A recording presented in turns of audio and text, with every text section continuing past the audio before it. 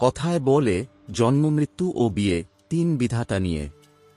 শুধু এই তিনটি বিষয় কেন, জীবনের সবটাই তো বিধাতাকে নিয়ে, তাকে বাদ দিয়ে তো কিছুই নেই। তাহলে এই তিনটি বিষয়ের কথাই কেন এভাবে বলা হয়? আসলে এই তিনটে বিষয় আমাদের জীবনের মুখ্য। এর মধ্যে জন্ম এবং মৃত্যু আমাদের হাতে নেই। আমরা সেগুলোকে কন্ট্রোল করি না, করতে পারি না। যেটা নিজে থেকে করে থাকি সেটা হচ্ছে বিবাহ। আর সেখানেও অনেক সময় অনেক রকমের বাধা বিপত্তি এসে হাজির হয়। আজ আমরা জ্যোতিষশাস্ত্র অনুযায়ী সেই সমস্ত বাধা বিপত্তি আসার কারণ এবং তার প্রতিকার কিভাবে করা সম্ভব সেই বিষয়ে এখানে আলোচনা করব। প্রেম বা বিবাহে বাধা আসার প্রধানত 5টি কারণ জ্যোতিষশাস্ত্রে পাওয়া যায়। নাম্বার 1, মঙ্গল দোষ। এই দোষে বিবাহ হতে অনেক দেরি হয় এবং তারপর কিছু দিনের মধ্যেই বিভিন্ন রকম অশান্তিতে দাম্পত্য জীবন অসুখী এবং অতিষ্ঠ হয়ে ওঠে। মঙ্গল যদি জাতক বা জাতিকার জন্মছকের প্রথম, চতুর্থ, সপ্তম, অষ্টম বা দ্বাদশ ঘরে অবস্থান করে তাহলে মাঙ্গলিক দোষ সৃষ্টি করে। এর ফলে অনেক ভালো সম্বন্ধ আসা এবং কথাবার্তা অনেক দূর এগিয়ে যাওয়ার পরেও শেষ মুহূর্তে সেই সব সম্পর্ক ভেঙে যায়। বিবাহে বিলম্ব দেখা দেয়।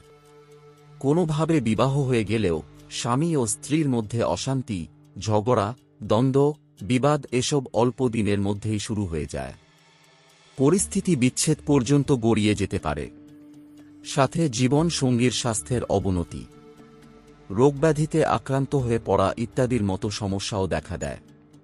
নাম্বার 2, সপ্তম ঘর অর্থাৎ বিবাহস্থান যদি শনি, রাহু, কেতু বা সূর্য দ্বারা ক্ষতিগ্রস্ত হয় বা এর অধিপতি দুর্বল হয়, তবে সম্পর্ক তৈরি হলেও তার মধ্যে কোনো গভীরতা থাকে না। দাম্পত্য জীবন একটা অবিশ্বাসের ওপর দাঁড়িয়ে থাকে। বিবাহে পারিবারিক ও সামাজিক দিক থেকে বিভিন্ন রকমের বাধা আসতে থাকে। বারবার সম্পর্ক তৈরি হয়, আবার বারবার সেই সব সম্পর্ক ভেঙেও যায়। জীবনে একটা অবসাদ নেমে আসে। নাম্বার 3, শুক্র এবং চন্দ্র যদি দুর্বল হয় তাহলে প্রেমে বিচ্ছেদ এবং প্রচণ্ড আবেগের সমস্যায় জাতক জাতিকারা ভুগতে থাকে। শুক্র যেহেতু প্রেম ও সম্পর্কের গ্রহ, আর চন্দ্র মানসিক শান্তি ও আবেগের প্রতিনিধি, তাই এই দুটি গ্রহ দুর্বল হলে প্রেমে একতরফা টান, অতৃপ্ততা, কষ্ট দেখা দেয়। মানসিক অস্থিরতা তৈরি হয়। বারবার সম্পর্ক ভেঙে গিয়ে প্রেমে হতাশা নেমে আসে। বারবার ভুল সম্পর্কে জড়িয়ে নাজেহাল হতে হয় জাতক জাতিকাকে। নাম্বার 4, যদি রাহুকেতু ও কালসর্প দোষ থাকে তাহলে কিছু বুঝে ওঠার আগেই হঠাৎ করে সম্পর্ক ভেঙে যায়। কেন ভেঙে গেল সম্পর্ক সেটা জাতক জাতিকা বুঝতেও পারে না। অথবা এমন কারো সাথে সম্পর্ক তৈরি হয় যাকে পরিবার কোনোভাবেই মেনে নিতে পারে না। দাম্পত্য জীবনে সন্দেহ চলে আসে। বারবার অদৃশ্য বাধার সম্মুখীন হতে হয় জাতক জাতিকাকে। নাম্বার 5, দ্বাদশ ও অষ্টম ঘরের প্রভাব। এই ঘর দুটি যদি অশুভ গ্রহে পূর্ণ থাকে তাহলে সম্পর্কের মধ্যে তৃতীয় ব্যক্তি এসে সুখের সংসারে আগুন লাগিয়ে দেয়। এই সম্পর্কের জন্য সমাজে বিভিন্নভাবে সম্মানহানি ঘটবে। বৈবাহিক জীবনে যৌন সমস্যা দেখা দেবে, আর সেখান থেকে সম্পর্ক বিচ্ছেদ পর্যন্ত গড়িয়ে যেতে পারে। ওপর থেকে সব ঠিকঠাক আছে বলে মনে হলেও ভেতরে ভেতরে দুজনের মধ্যে মানসিক দূরত্ব দিন দিন বাড়তেই থাকবে এবং একটা সময় বিষয়টা ভয়ঙ্কর পর্যায়ে পৌঁছাবে। আপনি বা আপনারা যদি কেউ এই সমস্ত সমস্যার সম্মুখীন হয়ে থাকেন তাহলে বুঝতেই পারছেন আমি কথাগুলো নিশ্চয়ই সত্যি বলছি। আর ভাবছেন এই সমস্যা থেকে তাহলে বেরিয়ে আসার উপায় কি?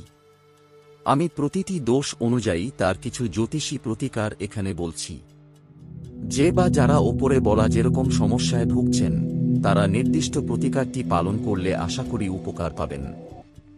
মাঙ্গলিক দোষ থাকলে প্রত্যেক মঙ্গলবার হনুমান চালিসা পাঠ করুন। বিবাহের পূর্বে সম্ভব হলে গভীর প্রেমে জড়িয়ে পড়ার আগে দুজনের মাঙ্গলিক দোষটা বিচার করে নেবেন।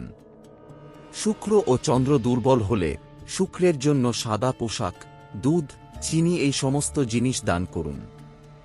দিনে অন্তত দুবার ও শ্রীং শ্রীমায় নম বা ও দ্রাং দ্রিং দ্রোং সব শুক্রায় নম এই মন্ত্র জপ করুন। চন্দ্রের জন্য সোমবার উপবাস করুন ও চন্দ্রদেবতাকে দুধ নিবেদন করুন। সম্ভব হলে চাঁদের আলোয় কিছুক্ষণ একা বসে মনকে শান্ত রাখার জন্য ধ্যান করুন। যদি রাহু-কেতুর দোষ থাকে তাহলে সম্ভব হলে প্রত্যেক শনিবার শনি রাহু-কেতু শান্তি হোম বা কালসর্প যোগ নিবারণ যজ্ঞ করুন। কালো তিল দান করুন। রাহুর জন্য ও রাহবে নমঃ এই মন্ত্র প্রতিদিন 18 বার জপ করুন। কেতুর জন্য ও কেতবে নমঃ এই মন্ত্র প্রতিদিন 7 বার জপ করুন। বিবাহের পূর্বে অবশ্যই কোনো ভালো জ্যোতিষকে দিয়ে দুজনের কুষ্টি বিচার এবং গুণ বিচার করে তবে বিবাহ করুন। মনে রাখবেন কমপক্ষে 18 গুণ মেলাই শ্রেয়। তার নিচে যদি হয় তাহলে সেই বিবাহ না করাই ভালো। এতে ভবিষ্যতে সম্পর্ক ভেঙে যাওয়ার সম্ভাবনা প্রবল। যদি নারী দোষ বা গণদোষ থাকে তাহলে বিবাহ বিলম্বে হলেও মঙ্গলজনক। অশুভ যোগ থাকলে নাগবলি, গৌরী দান বা দোষনাশক হোম উপকারী। ভিডিওর শেষে এটুকুই বলবো, এই সমস্ত কথা অনেকটাই জ্যোতিষী কচকচানি। সহজ সরল ভাষায় প্রেম বা বিবাহে বারবার বাধা আসার পেছনে শুধুমাত্র পার্থিব কারণ নয়, জ্যোতিষশাস্ত্র অনুযায়ী গভীর গ্রহগত কারণও থাকে। জন্মছক অনুযায়ী তার সঠিক প্রতিকার নিলে সেই সমস্ত সমস্যা থেকে অনেক অংশে রেহাই পাওয়া যায়।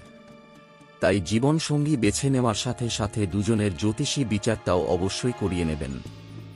এতে আপনাদের দুজনের ভবিষ্যৎ জীবন, দাম্পত্য জীবন অনেক অংশে সুখী হবে।